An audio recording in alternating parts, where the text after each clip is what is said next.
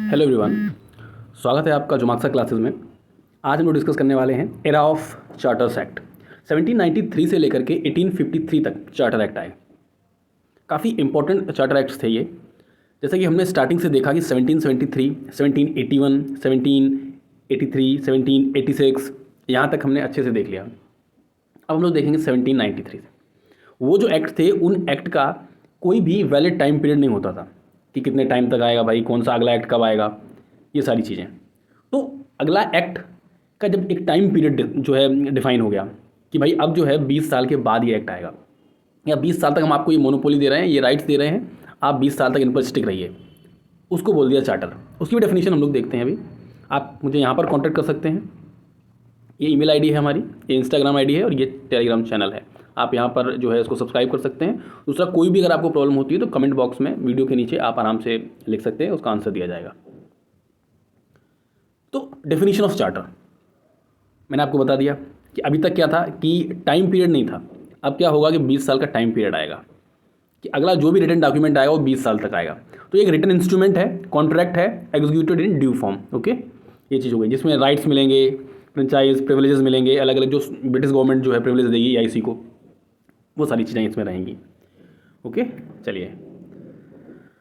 तो ये देखिए कॉन्स्टिट्यूशनल एक्ट का पूरा चार्ट मैंने यहाँ पर अच्छे से लगा दिया आपको समझने के लिए। आप यहाँ से अच्छे से समझ जाएंगे। Regulating act, Pitt's India act, इसके बाद एक अमेंडिंग एक्ट आता है। ये चार्टर एक्ट है, ठीक है। ये चार्टर एक्ट हैं, ये गवर्नमेंट ऑफ इंडिया एक्ट आते हैं यहाँ पर, फिर इंडियन काउंसिल एक्ट आते हैं।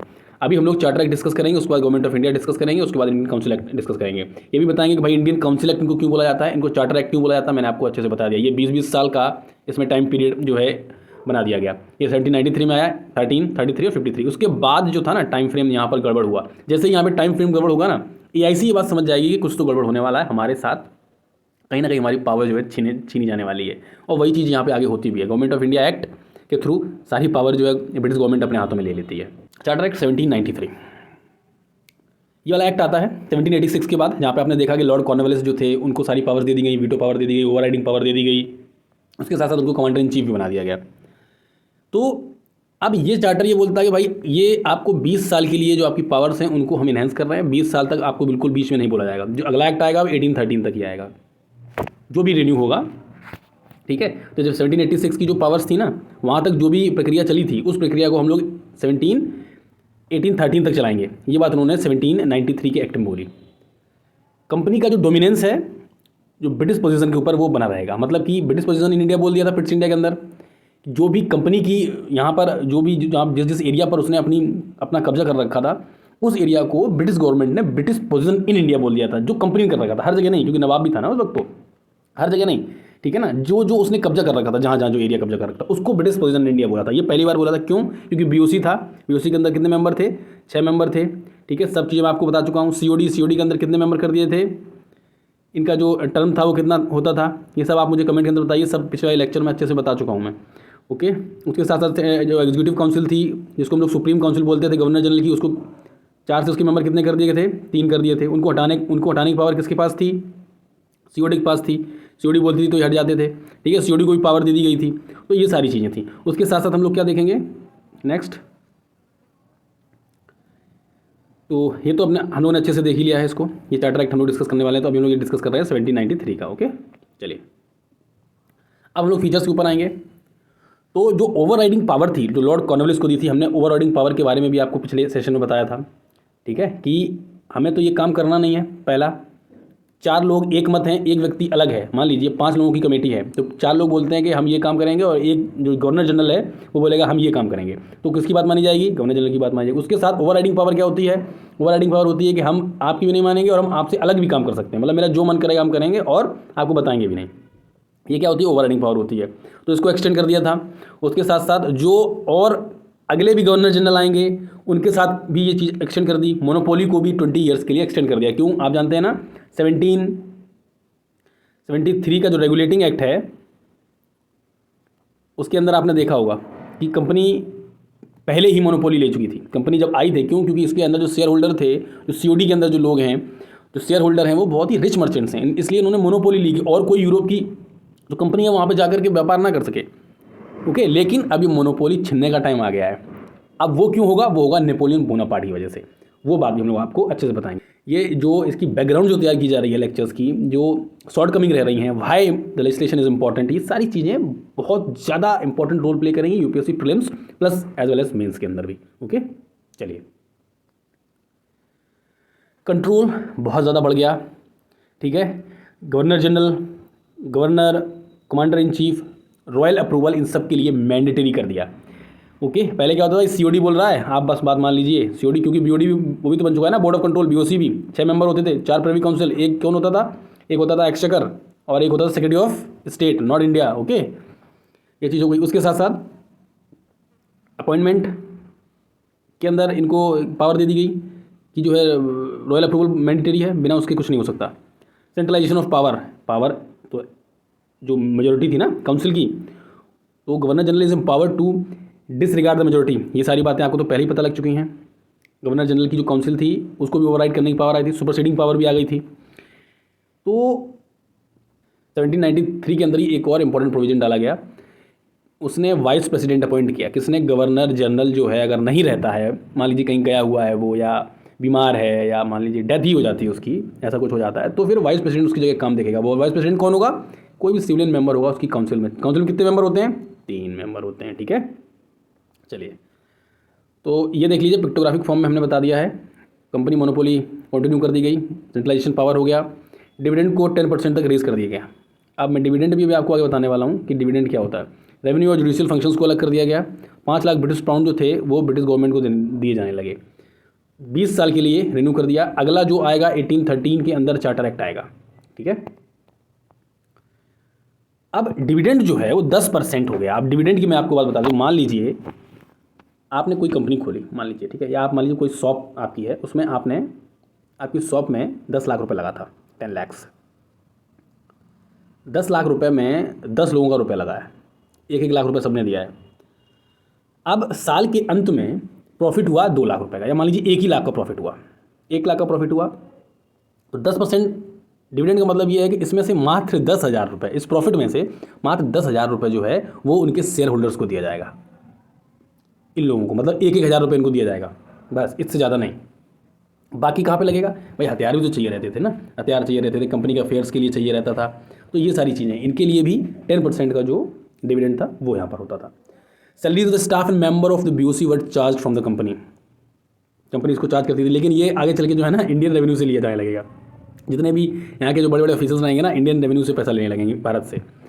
तो कंपनी अभी चार्ज करती थी 5 lakh British pound to British government by the company in every year. 5 lakh British pound दिया जाता था। आप इसको आज हमें अभी नीचे कमेंट में आप बताएंगे कन्वर्ट करके कितना जो है इंडियन रुपये में हो रहा है। ओके, अब अदर चार्जेस देखेंगे। एडमिनिस्ट्रेटिव चेंज हुआ बोर्ड ऑफ कंट्रोल के अंदर। The composition of the board of control change into a president and 2 junior members. अब इसमें पहले कितने लोग थे? 6 लोग थे। अब कौन कौन बचा इसमें? एक तो प्रेसिडेंट बचा और 2 जूनियर मेंबर बचे, और वो 2 जूनियर मेंबर प्रिवी काउंसिल से नहीं होंगे, not necessarily member of a privy council, ठीक है। और प्रिवी काउंसिल क्या होती थी मैंने आपको पिछले लेक्चर में बताया है, अब बार बार नहीं बताऊंगा। ओके, ये चीज़ हो गई। उसके साथ साथ अगर कंपनी का कोई भी कर्मचारी, कोई भी सीनियर ऑफिशियल, अगर कर्मचारी नहीं, सीनियर ऑफिशियल, कोई भी बड़े ए ग्रेड का ऑफिसर अगर भारत को छोड़ता है तो उसे रेजिग्नेशन कंसीडर किया जाएगा तब जब वो बिना बताए जाएगा, ठीक है। उसको सीधे रेजिग्नेशन, मतलब ऐसा कुछ नहीं है जैसे आज के टाइम पे आप मान लीजिए ग्रेड ऑफिसर हैं, अगर चले जाते हैं तो मतलब मुझे नहीं लगता कि रेजिग्नेशन उसको मान लिया जाएगा, लेकिन उस वक्त ऐसा ही था, ठीक है। ये चीज़ क्योंकि ये इसलिए भी किया गया था क्योंकि पैसे का जो लेन देन था, क्या करते थे यहाँ पे एकदम से पैसा कमा करके ये लोग फिर चले जाते थे इंग्लैंड या और कहीं चले जाते थे पैसे को एडजस्ट करने के लिए, तो वो चीज़ ना हो इसलिए, क्योंकि भारत में ये लोग पैसा नहीं इन्वेस्ट करना चाहते थे। क्यों? क्योंकि वो EIC की नज़र में आ जाता था, ठीक है ना। अब कंपनी जो थी वो जो इंडिविजुअल लोग थे कंपनी के ही हैं, ऐसा नहीं अलग से या भारतीयों को देने लगी थी, नहीं, जो कंपनी एम्प्लॉयज़ थे उनको भारत में ही ट्रेड करने का लाइसेंस भी देने लगी थी। ओके, चलिए अब हम लोग आ जाते हैं चार्टर एक्ट 1813 में। देखिए इसका अच्छा सा बैकग्राउंड है एक। देखिए नेपोलियन बोनापार्ट जो था उसने कॉन्टिनेंटल सिस्टम चलाया था। अब कॉन्टिनेंटल सिस्टम होता क्या था? फ्रांस में उसने ये बोला कि जो लोग फ्रांस के साथ हैं वो लोग तो फ्रांस के साथ आइए, और जो लोग ब्रिटिश के साथ हैं वो ब्रिटिश के साथ जाइए, लेकिन जो लोग फ्रांस के साथ में हैं वो लोग क्या करेंगे कि वो ब्रिटिश के ऊपर सैंक्शंस लगाएंगे उनके व्यापार के ऊपर। क्यों? क्योंकि ब्रिटिश गवर्नमेंट ने सिर्फ EIC को मोनोपोली दी थी वहाँ पर कि यूरोप के अंदर कोई भी दूसरी कंपनी वहाँ पर नहीं जा सकती, ऐसा बोला। दूसरा, इंग्लैंड के अंदर जो कंपनीज है वो भी वहाँ पर नहीं जा सकती क्योंकि मोनोपोली है, ठीक है ना। तो फिर हुआ क्या, अब जो ब्रिटेन के अंदर जो कंपनियां थीं उन्होंने क्या किया भाई, वो लोग बोले कि भाई हमको भी तो दीजिए आप वहाँ जाने का सिस्टम, वहाँ जाने के लिए आप जो है हमें भी तो व्यापार करने की वो परमिशन दीजिए। लेकिन ऐसा कर नहीं रही थी, इसलिए नेपोलियन बोनापार्ट था, इसने ये वाला जो कॉन्टिनेंटल सिस्टम जब इसने जारी किया तो उससे होता ये है कि जो और देश थे वो इस पर व्यापार जो रेस्ट्रिक्शंस लगाने लगे, आप हमारे यहाँ नहीं कर सकते व्यापार। तब जा करके ईस्ट इंडिया कंपनी का जो मोनोपोली था वो सिर्फ 2 जगह पर रह जाता है, एक चाय, दूसरा चाइना के साथ जो ट्रेड होता था उसमें। बाकी सारी मोनोपोली एंड कर दी गई और जो दूसरी कंपनियां थी वो भी जाकर के भारत के अंदर आराम से व्यापार कर सकती थी। ये चीज़ आप यहाँ तक आप क्लियर होगा सब कुछ, ठीक है। चलिए, जो ब्रिटिश मर्चेंट्स थे were allowed to trade in India under a strict licensing system. एक स्ट्रिक्ट लाइसेंसिंग सिस्टम जारी कर दिया गया, उसके साथ भारत में जो और भी ब्रिटिश मर्चेंट थे वो जा करके काम कर सकते हैं और ट्रेड कर सकते हैं। अब ये चीज़ आप देख लीजिए, पूरा पिक्टोग्राफिक फॉर्म में भी एक समझाया गया है, ग्राफ टाइप में। ब्रिटिश गवर्नमेंट थी, पास किया चार्टर एक्ट 1813। एम क्या था, रेगुलेशन ज़्यादा से ज़्यादा हो, accessibility of trade to other player. क्या हुआ, ब्रिटिश के जो अदर मर्चेंट थे उनको भी यहाँ पर बिजनेस करने का वो दिया गया, मोनोपोली को एंड कर दिया, एक्सेप्ट टी एंड ओपियम और चाइना के साथ जो ट्रेड होता था उसमें, ठीक है, चाइना के साथ जो ट्रेड था उसमें except tea and opium, okay. उसके साथ साथ 20 साल के लिए फिर रिजर्व कर दिया गया कि अब अगला जो एक्ट आएगा वो कब आएगा, 1833 में आएगा। तो अब इसके अच्छे से प्रोविजंस देख लेते हैं। मोनोपोली एंड हुई, 20 साल के लिए आगे बढ़ा दिया गया। रिलीजियस मिशनरीज जो थी, जो क्रिश्चियन मिशनरीज थी, देखिए भारत में या किसी भी जगह पे जब एक देश या एक देश के लोग किसी दूसरे देश में जाकर के कब्जा करते हैं या उस पर हमला करते हैं तो उसके 2 ही कारण होते हैं। पहला कारण है टेरिटोरियल एक्सपांसन, दूसरा है रिलीजियस एक्सपांसन। या तो वो अपने धर्म को बढ़ाना चाहता है या फिर वो टेरिटरी को बढ़ाना चाहता है। तो कंपनी इस एक्ट में बोलती है, ब्रिटिश गवर्नमेंट इस एक्ट में बोलती है कि भाई जो क्रिश्चियन मिशनरीज हैं उनको परमिशन ग्रांट करो कि ये जो है यहाँ पर इंडिया में आके क्या करेंगे, इंडिया में आकर के ये लोग क्रिश्चियंस को बढ़ाएं, उनको कन्वर्ट करें, उनको समझाएं कि भाई क्रिश्चियन धर्म ज़्यादा अच्छा है, इस तरीके से जो भी वो अपने जो टैक्टिक्स हैं उनको अपनाएं यहाँ पर जाकर के। तो ये चीज़ थी। दूसरा, sovereignty over British position in India, वो बात उसने फिर से बोली जो 1793 के अंदर जो बात बोली थी उसने, वो बात यहाँ उसने फिर से बोली कि sovereignty over British position in India किसकी रहेगी, ब्रिटिश गवर्नमेंट की, ठीक है, जो ब्रिटेन है उसकी। मोरल और रिलीजियस इंप्रूवमेंट भारत के अंदर दिखाई जाके, लेकिन क्रिश्चियन से रिलेटेड 10.5% का डिविडेंड अब फिक्स कर दिया। पहले कितना था, 10% था, अब कितना हो गया, 10.5%। एजुकेशनल इन्वेस्टमेंट की बात यहाँ पर की गई। चार्टर एक्ट 1831 इंक्लूडेड अ प्रोविज़न, 1813 है ये, सॉरी 1831 लिख गया यहाँ पर, सॉरी 1813, 1 लाख रुपए हर साल एजुकेशन के लिए दिया गया इंडियंस को। लेकिन मैं आपको बता दूँ 1813 में ये पैसा जारी हो गया था, लेकिन ये पैसा मिला कब था पता है आपको, 1823, 10 साल बाद ये पैसा भारत को मिला था एजुकेशन के लिए। उसमें भी ये लोग इसलिए उनको एजुकेटेड करना चाहते थे ताकि ये ब्रिटिश की जो एजुकेशन पॉलिसी है या ब्रिटिश के साथ जो सामंजस्य बैठाने का तरीका है उसको समझ सकें, ब्रिटिश की कार्यप्रणाली को समझ सकें, इसलिए ये लोग उनको एजुकेट करना चाहते थे और कुछ ज़्यादा कुछ था नहीं इसमें। उसके साथ साथ अब आता है चार्टर एक्ट 1833। बाकी आपने सब देख लिया, यहाँ पे पिक्टोग्राफिक फॉर्म में भी हमने बता दिया, इसके अलावा और कुछ नहीं 1833 में, इतनी बात थी 1813 में। अब 1833 में आ जाते हैं। तो regulating act 1773 made it compulsory to renew the company's charter after 20 years. 1773 जो था उसके बाद तो 1784 में आया, कोई वो नहीं था, लेकिन कोई एक एग्जैक्ट टाइम पीरियड नहीं था, लेकिन अब टाइम पीरियड भी होने लगा था। 1793 में जब पार्लियामेंट ने एक्सटेंड किया 20 साल के लिए तो एक टाइम पीरियड होने लगा था, 1 लाख रुपये भी दिया जाने लगा प्रमोशन के लिए। तो company also extended the company's charter for another 20 years, 1833 तक आ गया। फिर अब 33 के अंदर हम लोग देखेंगे क्या क्या इंपॉर्टेंट प्रोविजंस हैं। बैकग्राउंड इसका है कि इंडस्ट्रियल रेवोल्यूशन जो था, तो इसके जब बैकग्राउंड में हम लोग जाते हैं तो हम लोग देखते हैं कि उस वक्त इंडस्ट्रियल रेवोल्यूशन आ गया था। तो जब इंडस्ट्रियल रेवोल्यूशन आया तो जितनी भी लेबर क्लास थी वो एक इंप्रूवमेंट के लिए बोल रही थी, इकोनॉमिक कंडीशन हमारी सुधरनी चाहिए, वो लोग सड़कों पर उतर आए थे। तो इस वजह से एक लेजिस फेरेस जो प्रिंसिपल था उसको गवर्नमेंट ने एक्सेप्ट करने की बात की। अब लेजिस फेरे क्या होता है वो भी आप देख लीजिए यहाँ पे। लेजिस फेरे होता है फ्री मार्केट कंपटीशन, ठीक है, free market will decide how much each product should be produced, entrepreneur will decide what to produce, government should not intervene in the market place, मतलब कि कहने का मतलब यहाँ पर ये हो रहा है कि एक तरीके की प्राइवेट इकोनॉमी होनी चाहिए, है ना, क्योंकि गवर्नमेंट जो है इंटरवीन नहीं करेगी मार्केट प्लेसेस के अंदर।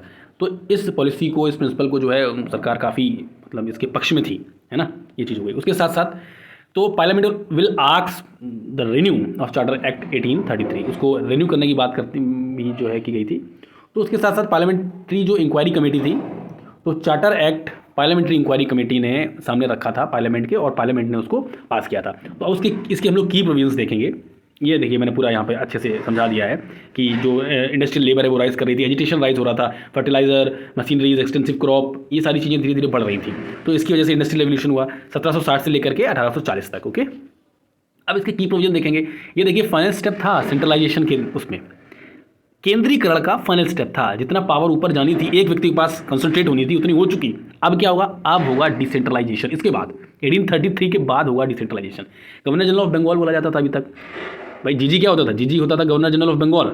अब क्या हो गया, गवर्नर जनरल ऑफ इंडिया। कौन बना पहला, विलियम बेंटिक, बहुत ही एबल पर्सन थे ये भी, William Bentinck. Okay, Bombay and Madras presidencies were lost the legislative power, legislative powers loss कर दी। उसके साथ साथ civil and military power were granted to governor general of India. इसमें एक और इंपॉर्टेंट चीज़ हुई, जो सीओडी कॉमर्शियल अफेयर्स देखता था ना, ये काम भी जो है ना, ये चला गया ईआईसी के पास। अभी आगे आपको स्लाइड में दिखेगा। तो जितने भी इसमें रेगुलेशंस थे उनको हम लोग एक्ट बोलने लगे। इसी एक्ट के अंदर आया क्या कि जो रेगुलेशंस होंगे उनको हम लोग बोलेंगे एक्ट। गवर्नर जनरल को क्या कर दिया गया, गवर्नर जनरल ऑफ इंडिया बना दिया गया, जो कि बंगाल होता था। Governor general in council has the authority to amend, repeal, alter any law British Indian territory के अंदर। गवर्नर जनरल जो था वो किसी भी लॉ को अमेंड कर सकता था, रिपील कर सकता था, ऑल्टर कर सकता था। ठीक है, governor general was have 4 members again, इनको फिर से 3 से 4 कर दिया गया। अब आप मुझे कमेंट में ये बताएंगे कि 4 से 3 कब किया गया था, और अब क्या किया गया, 3 से फिर से 4 कर दिया गया। मीन्स वही सेम पोजीशन को हम लोगों ने, इन लोगों ने अपना लिया। ठीक है, लेकिन जो 4th मेंबर था ना, उसके पास बड़ी लिमिटेड पावर होती थी, बहुत ज़्यादा लिमिटेड पावर होती थी। तो डिसीजन ऑफ जीजी will prevail at the time of dispute on any matter. Powerful कौन है, गवर्नर जनरल। ओके, तो ईस्ट इंडिया कंपनी जो थी अब बन गई क्या, एडमिनिस्ट्रेटिव बॉडी। मोनोपोली जो थी चाइना और टी की, अभी जो 1813 जो था, जो मोनोपोली दे रखी थी 1813 के अंदर मोनोपोली दी थी किस चीज़ की, कि चाइना के साथ ट्रेड, और टी और ओपीएम का ट्रेड जो है वो भी यहाँ पे ख़त्म कर दिया गया 1833 के अंदर। बोले नहीं, सबको फ्री एंड फेयर व्यापार करने का अधिकार है। कौन सी, जो ब्रिटिशर्स मर्चेंट थे उनको, ठीक है ना, बाकियों को नहीं। चलिए, उसके साथ साथ तो इस एक्ट ने जितने भी रेस्ट्रिक्शंस थे, मतलब आप देखिए यहीं पर शुरुआत होती है। जो आप आज आर्टिकल 15 देखते हैं ना भारतीय संविधान के अंदर, उसकी झलक कुछ ना कुछ यहाँ पर दिखने को मिलती है। इस एक्ट ने रिमूव किया religion, colour, caste and creed in Indian civil services. इस तरीके का कोई भी भेदभाव नहीं किया जाएगा। ओके, तो it provide the free participation of Indian in administration of the country. ये बात भी बोली कि जो फ्री पार्टिसिपेशन है और इंडियन एडमिनिस्ट्रेशन के अंदर जो इंडियंस हैं वो भी भाग ले सकेंगे। तो ये चीज़ भी यहाँ पर देखने को, सिलेक्शन होगा मेरिट के बेस पर होगा। लेकिन अभी तक हुआ यूँ कि सीओडी ने इस पर रोक लगा दी। सीओडी बोला नहीं, क्यों कि अभी तक किसके हाथ में ये पावर थी, ये पावर थी सीओडी के हाथ में। सीओडी क्या करता था, मान लीजिए वैकेंसी हैं 5, तो सिर्फ 20 लोगों को वो रेकमेंड करता था कि ये 20 लोग हैं, ये एग्ज़ाम देंगे, उनमें से फिर 5 लोग सेलेक्ट कर लिए जाते थे। ये चीज़ होती थी। लेकिन अभी क्या हो रहा है, अभी बात यहाँ पे चलने लगी ओपन कंपटीशन की। यहाँ पे ओपन कंपटीशन की बात आ गई थी, लेकिन यहाँ पे हुआ नहीं था। 1853 के अंदर ओपन कंपटीशन जो है वो आ जाएगा, उसमें इंडियंस भी भाग ले सकते हैं, और जो लंदन से होते थे, ब्रिटिशर से होते थे, वो भी भाग ले सकते हैं। लेकिन यहाँ पे सीओडी ने रोक लगा दी थी, इस चक्कर में ये कंप्लीटली जो है पास नहीं हो पाया था। ओके, लॉ कमीशन फॉर्म हुआ 1833 में। जो मकौले साहब थे, मकौले कमीशन भी आया था एक, जिसको लॉ कमीशन बोलते थे। तो इन्होंने कोडिफाई किया था लॉ को। अब आईपीसी और सीआरपीसी, फादर बोला जाता है इनको, सीआरपीसी और आईपीसी का। अब मुझे आप कमेंट में बताइए कि आईपीसी क्या होता है और सीआरपीसी क्या होता है। चलिए मैं बता देता हूँ आपको। आईपीसी के अंदर एक्ट दिया कि भाई 420 जालसाजी और धोखाधड़ी, 302 मतलब किसी को जान से मार देना, 307 अटेम्प्ट टू मर्डर, ये तो होता है ना।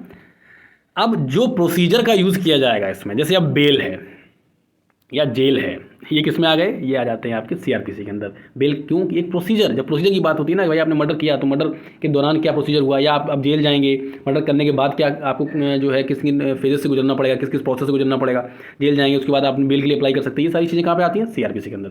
ठीक है ना, तो ये काफ़ी इंपॉर्टेंट था। लॉ कमीशन अपॉइंट हुआ चेयरमैनशिप ऑफ लॉर्ड मकौले के। अदर जो 3 मेंबर्स थे उसमें जेएम मदेरिया, ये इतना इंपॉर्टेंट नहीं है, लिखा हुआ है, आप देख लीजिए यहाँ पर। ओके, 1837 के अंदर आईपीसी जो उसको ड्राफ्ट कर दिया, गवर्नमेंट के पास सबमिट कर दिया। उसके बाद 1860 में इंडियन पीनल कोड इंट्रोड्यूस हो जाता है और सिविल प्रोसीजर कोड 1862 के अंदर आ जाता है। वही अभी चल रहा है, समय समय पे जो बदलाव होते रहते हैं, चाहे कॉन्स्टिट्यूशन हो या आईपीसी हो, सीआरपीसी हो, कोई भी लीगल डॉक्यूमेंट हो, उसके अंदर अमेंडमेंट्स, ये सारी चीज़ें तो होती रहती हैं, आप हमेशा देखते होंगे। ओके, तो ये देखने को मिल रहा है आपको। 1833 हुआ, इंट्रोड्यूस हुआ सिर्फ आईसीएस, लेकिन सीओडी ने क्या कर दिया, रोक लगा दी। अभी मकौले वही है, इसी मकौले ने बोला था कि भारत का जो पूरा साहित्य है, या आप बोलेंगे ना पूरा साहित्य जो है, वो लंदन में एक लाइब्रेरी की एक सेल्फ के बराबर है। ये इस लेवल का ये व्यक्ति पागल था, इस लेवल का ये व्यक्ति सोचता था कि भारत में कुछ नहीं है, बल्कि हमारी जो नालंदा यूनिवर्सिटी थी, इतनी बुक्स थी, इतना बड़ा वहाँ पर ज्ञान था कि 3 महीने तक, जब बख्तियार खिलजी ने उसको जला दिया था, तो 3 महीने तक नालंदा यूनिवर्सिटी जलती रही थी। गवर्नर जनरल को क्या कर दिया गया, ऑफ बंगाल को बना दिया गया governor general of India. Civil और मिलिट्री पावर भी इसके पास आ गई। जो इसकी जो काउंसिल होती थी उसको इंडियन काउंसिल बोला जाने लगा। गवर्नर जनरल ऑफ बॉम्बे और मद्रास जो थे, उसने अपनी लेजिस्लेटिव पावर भी यहाँ पर खो दी। इतना ही था इस एक्ट में, और कुछ नहीं। तो ये हमारा पूरा लेक्चर था। अगले वाले लेक्चर्स में मैं दिखा देता हूँ, हम लोग जो 1853 का एक्ट है उसको हम लोग यहाँ पे पूरा कंप्लीट करेंगे, और 1858 का भी एक्ट है उसको कंप्लीट करेंगे। तो उसको आप अच्छे थोड़ा पढ़ के आइएगा, ताकि आपको अच्छे से समझ में भी आ जाए। बाकी यहाँ पर कोई भी आपको प्रॉब्लम हो तो आप नीचे कमेंट में हमसे पूछ सकते हैं, और हमारे जो चैनल हैं उसको आप वहाँ पर ज्वाइन कर लीजिए। ठीक है ना। Thank you and have a nice day. Very very thank you.